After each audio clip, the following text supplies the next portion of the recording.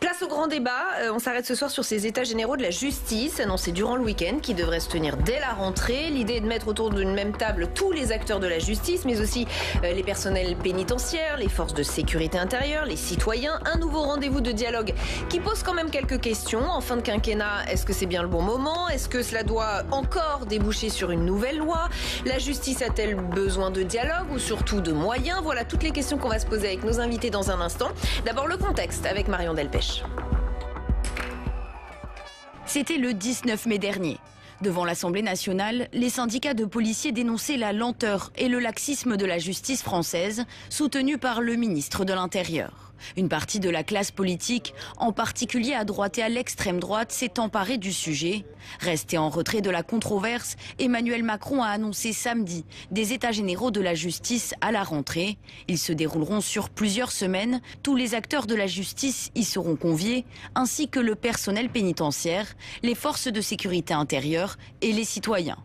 L'initiative fait suite à l'expression par les deux plus hauts magistrats de France de leur vive préoccupation face aux mises en cause systématiques de la justice. Le sénateur socialiste Jean-Pierre Sueur se dit étonné d'une telle réponse de l'Élysée. Il aurait fallu prendre les choses dans l'ordre, premièrement des états généraux, deuxièmement des projets de loi et des moyens. Là, les projets de loi sont en cours.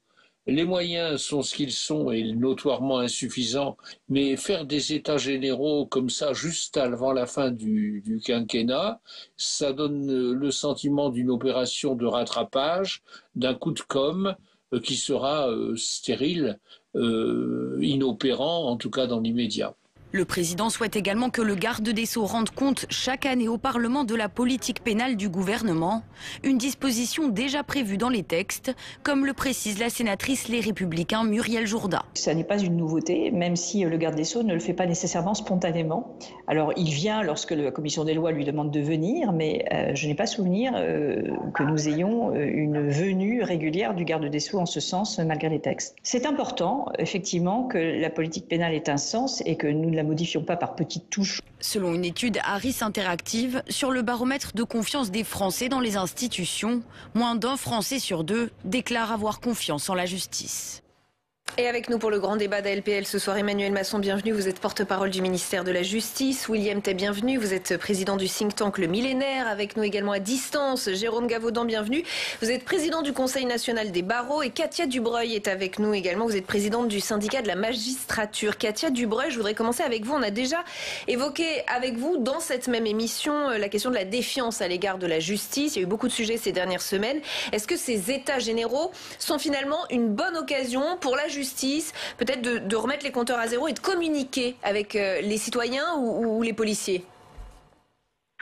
Écoutez, je ne suis pas. Enfin, ça va dépendre du format déjà. On ne sait rien du tout du format. Est-ce que véritablement ça va permettre d'associer les citoyens? La première chose, ce serait de partir des bons constats sur le fonctionnement de la justice. Parce que dans le débat public actuellement, on ne part pas du tout des bons constats pour finalement parler des dysfonctionnements et de ce qui ne va pas.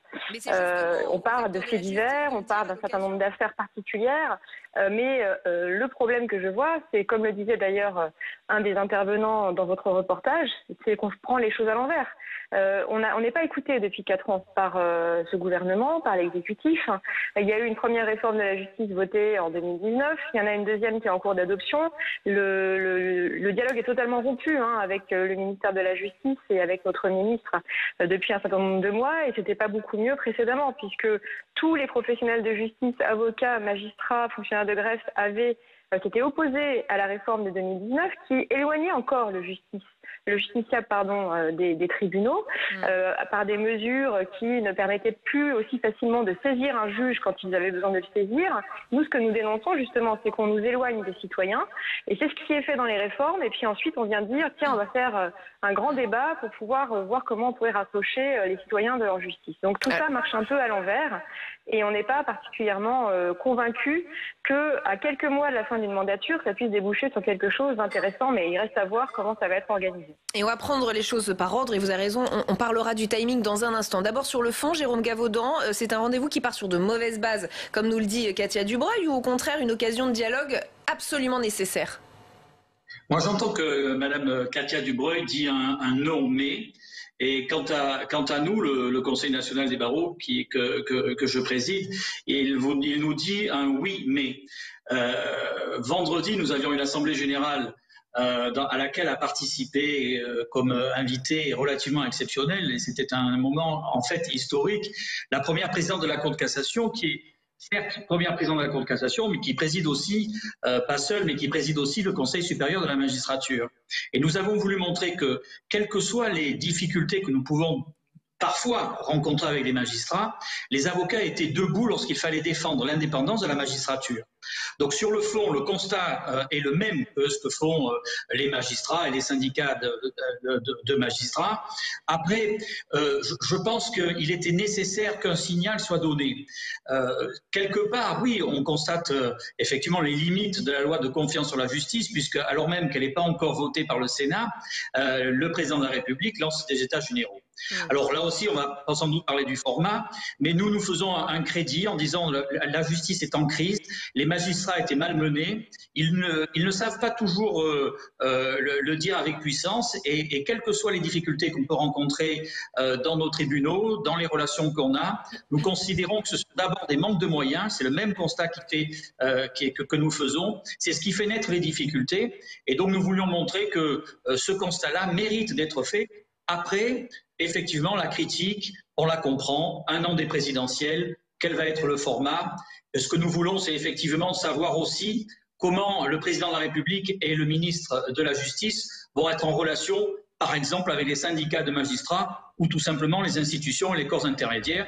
S'il s'agit de faire un grand barnum en prenant de ci, de là des citoyens, de ci, de là des élus ou des spécialistes choisis par les amis du gouvernement, probablement ça sera un échec. Alors, beaucoup de questions donc sur ce rendez-vous, beaucoup d'attentes, beaucoup de doutes aussi. Que pouvez-vous répondre en l'état actuel des choses, Emmanuel Masson, sur ce rendez-vous ?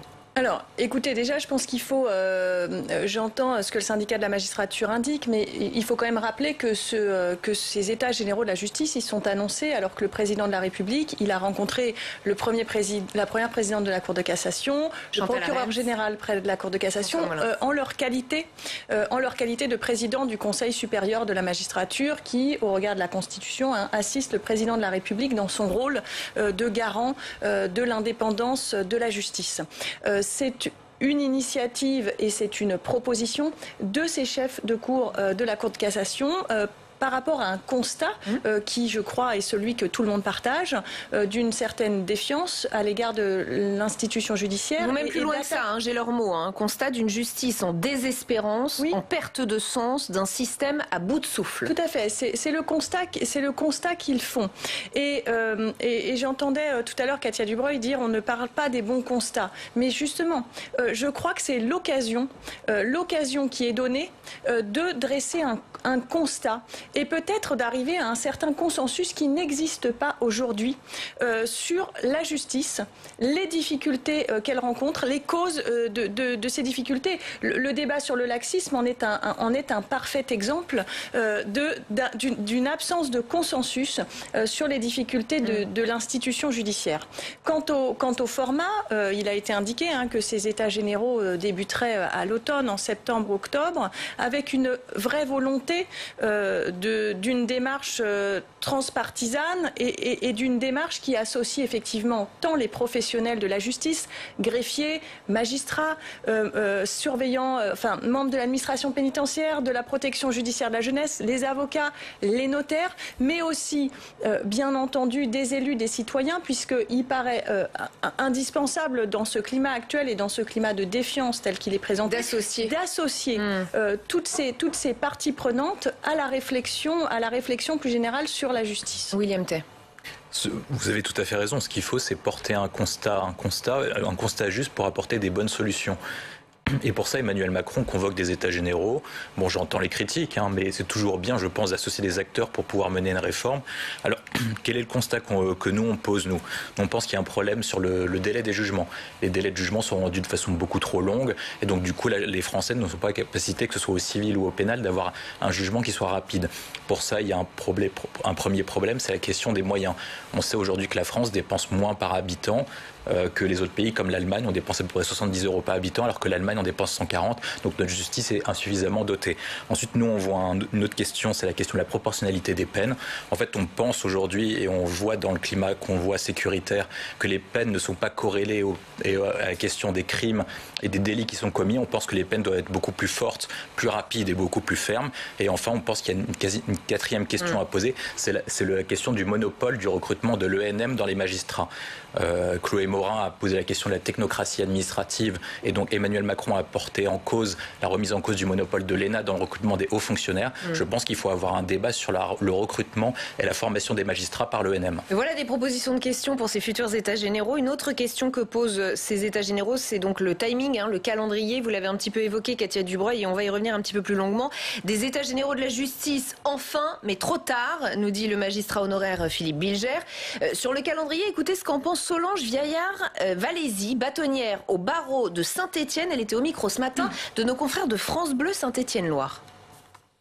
Je pense qu'il y avait effectivement besoin d'états généraux, mais permettez-moi de vous dire que je ne comprends pas le timing.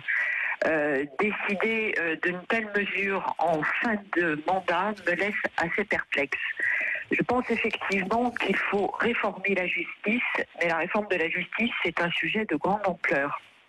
Et je ne vois pas comment, à la suite des débats qui vont avoir lieu, qui vont débuter à l'automne, on pourra avoir des textes qui seront votés avant l'élection présidentielle du printemps prochain. Emmanuel Masson, avez-vous une réponse à cette question ? Écoutez, en tout cas, j'ai déjà commencé à formuler une réponse tout à l'heure qui est celle aussi de l'initiative, de l'initiative, de ce constat aussi qui sont faits par les chefs de la Cour de cassation et pas que. Vous avez aussi la conférence des premiers présidents qui était en demande de ces états généraux. Alors, est-ce que le timing est mauvais? J'ai envie de vous dire, il y a un certain nombre de choses qui ont été faites, des moyens qui ont été accordés à la justice.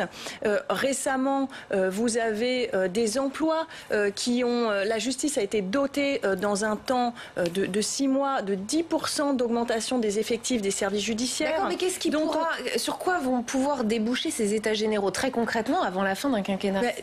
Très concrètement, je pense que personne ne doit s'interdire dans ce climat et dans le climat et les attaques qu'on a vues contre l'institution judiciaire, une nouvelle fois, d'essayer d'engager un dialogue, de mettre tout le monde autour de la table et une nouvelle fois pour déjà trouver un consensus sur ce constat. Aucun sujet n'est tabou.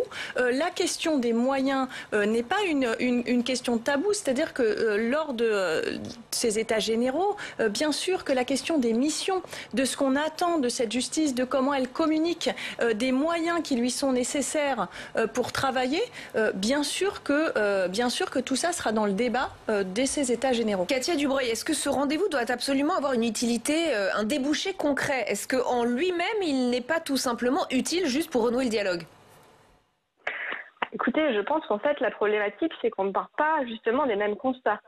Ce que disait Madame Masson il y a un instant, c'est que tout le monde faisait le même constat et qu'à partir de là, il y avait ces états généraux.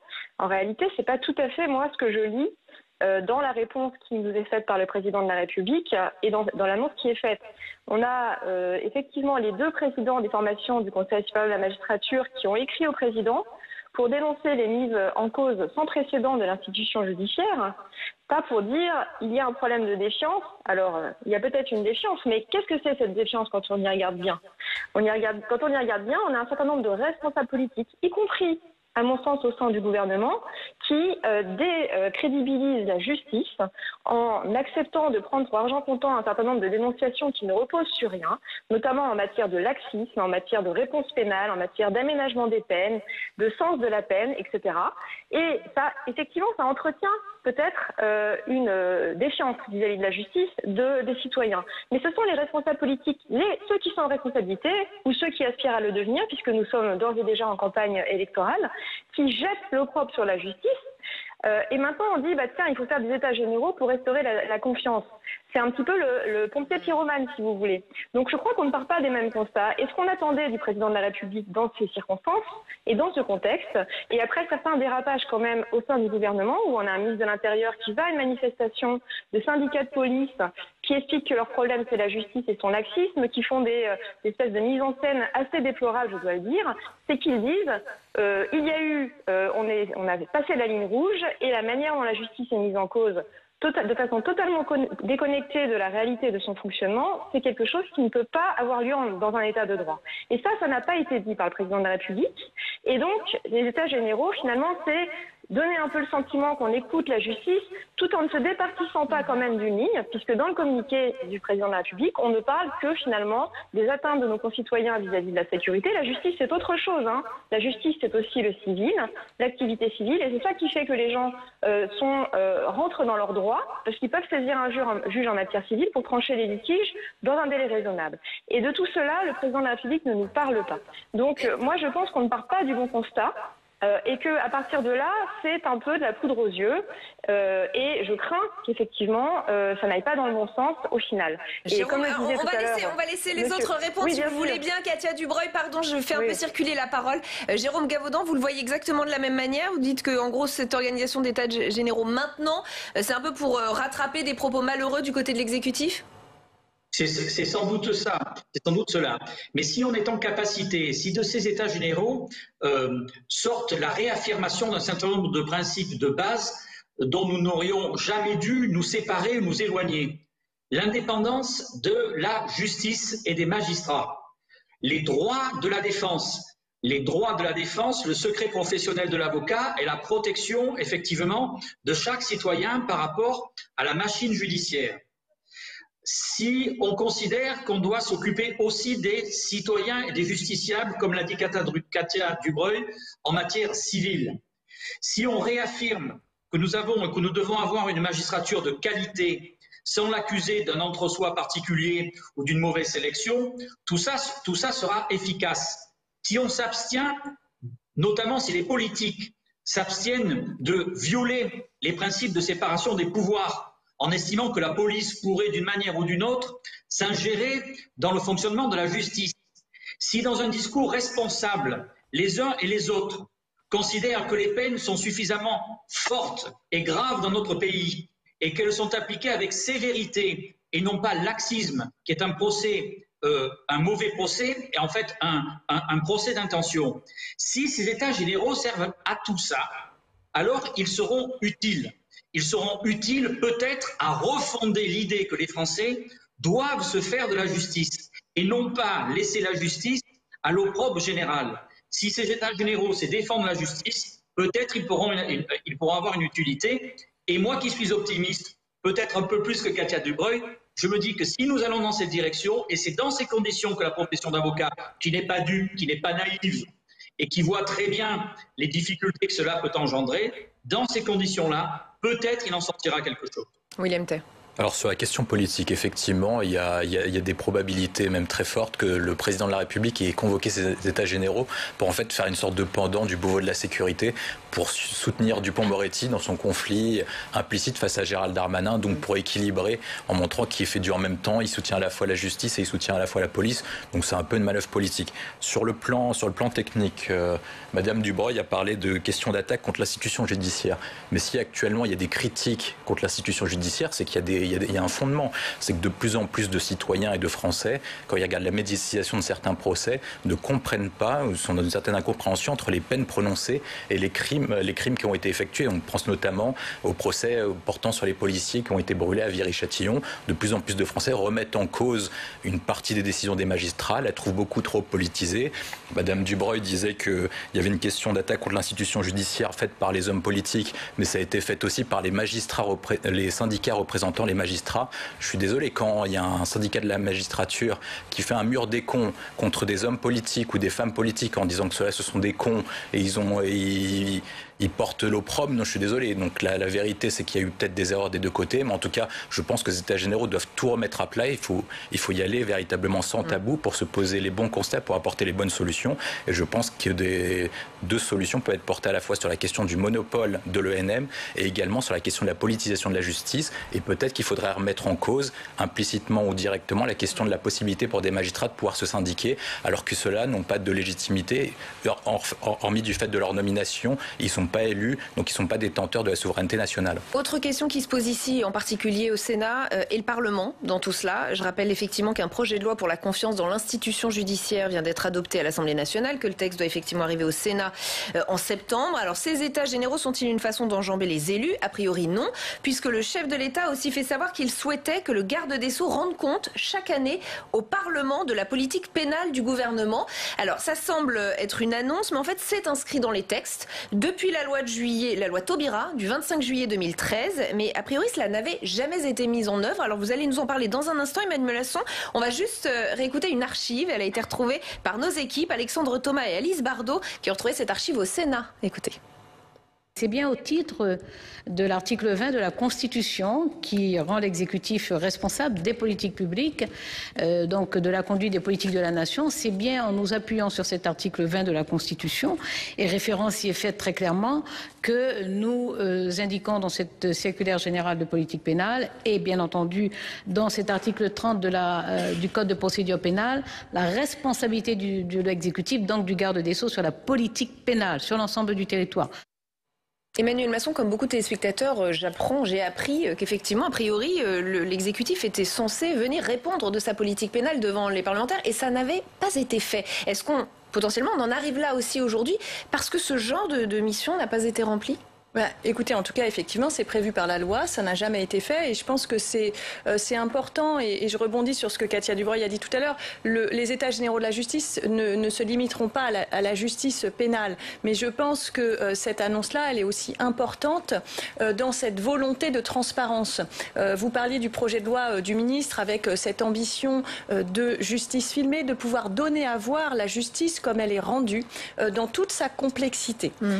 Mais le fait de rendre compte de la politique pénale, il y a cette même volonté effectivement de rendre compte de ce que le ministre et le ministère de la Justice a comme action, a comme priorité, quelles consignes il a donné, parce que je rappelle qu'une circulaire de politique pénale, c'est le ministre qui écrit aux procureurs généraux, aux procureurs de la République, en leur demandant d'orienter les poursuites en fonction du contentieux. Par exemple, on sait qu'il y a eu beaucoup de circulaires de politique pénale ces derniers mois, ces dernières années en matière de violence conjugale. Voilà, donc c'est important. Cet effort de pédagogie va aussi passer effectivement par le fait de rendre compte devant les élus. Devant la représentation nationale. Comment vous voyez cela, Katia Dubreuil? C'est un pas, c'est quelque chose d'intéressant? Vous vous dites effectivement, là, il y a quelque chose qui est fait, qui n'a jamais été fait? En tout cas, c'est sûr, c'est que c'est prévu par les textes et que le rapport de politique pénale annuel, il est fait chaque année. Puisque les procureurs pourraient vous le dire, ils doivent passer un certain temps chaque année à faire leur propre rapport pour leur juridiction, qui remonte ensuite au ministère. Le ministère agrège tous les rapports des procureurs et fait un rapport annuel de politique pénale qui est accessible. Alors, je n'ai pas vérifié si c'était à tout le monde ou seulement aux personnes qui peuvent entrer sur certaines parties du site du ministère, mais en tout cas, il est sur le site du ministère de la Justice. Donc c'est dommage si les parlementaires n'en sont pas rendus destinataires, parce que le travail de rendre compte est fait par les procureurs chaque année, et je peux vous dire que ça leur prend un certain temps. Donc c'est quand même quelque chose de dommage, et c'est tout à fait normal, effectivement, puisque la politique pénale, elle est décidée par le gouvernement, qui répond, comme pour le reste de la politique, des politiques qu'il mène, devant le Parlement de son action, qu'il puisse y avoir un retour qui est fait. Le problème fondamental, à mon sens, c'est qu'actuellement, la politique pénale, on a des circulaires tous les 3 jours, il n'y a pas réellement de priorités qui sont dessinées, puisque la priorité, c'est tout. Il faut répondre à tous les actes de délinquance avec un taux de réponse pénale approchant des 100%, et c'est globalement plutôt le ministère de l'Intérieur qui fait cette politique pénale, puisque finalement la justice reçoit tellement de flux de procédures qu'elle traite ce que le ministère de l'Intérieur lui apporte, sans forcément décliner une politique pénale très claire, avec des priorités établies, déterminées par le gouvernement et déclinées par les procureurs. Donc tout ça, ce serait effectivement à revoir, et notamment dans les rapports entre le ministère de la Justice et le ministère de l'Intérieur. Jérôme Gavaudan. Je suis... Sur la politique pénale, tout a été dit, j'y reviens pas. Il doit y avoir un compte rendu qui doit être fait régulièrement au Parlement, mais là, les États généraux de la justice, je pense que ce n'est pas que ça. Et je voudrais dire, on a une inflation législative, c'est-à-dire que la loi Belloubet de 2019 n'est pas achevée d'être mise en place. Nous avons déjà la loi de confiance sur la justice. Donc l'idée, M. Masson, qui a été exprimée par M. Masson, qui est de dire on prépare des textes législatifs, je pense que surtout plus préparer de textes législatifs. S'il peut y avoir un intérêt à ces états généraux, c'est à la limite une remise à plat sans polémique. Contrairement à ce que je viens d'entendre vis-à-vis des uns ou vis-à-vis des autres, il ne faut pas accuser ni les magistrats, ni les avocats, ni la police, ni quoi que ce soit. Ce qu'il faut, c'est réfléchir sur l'institution judiciaire, sur l'autorité judiciaire et sur la place de la justice en France. Et par pitié, ne touchons plus à quoi que ce soit. Je pense que nous n'avons plus besoin de texte. Nous avons peut-être besoin de réflexion avec les acteurs de la justice. Ça sera une réussite. Le reste, ça sera un échec. Dessaisir le Parlement serait un échec. Convoquer effectivement, comme cela s'est fait dans le passé, des citoyens pour discuter, c'est une chose, mais c'est le Parlement, dans une démocratie, qui doit décider et qui doit, en responsabilité, donner les moyens à la justice de fonctionner en respectant les droits des citoyens, ce que les avocats défendront toujours et parfois malgré eux. Et on s'arrêtera là. Merci infiniment. Pour information, c'est Madame Masson. Peut-être que vous entendez mal avec ces histoires de vision compliquées. C'est Emmanuel Masson. Oui, c'est Madame Masson, mais je voulais parler à monsieur le sénateur. Pardon.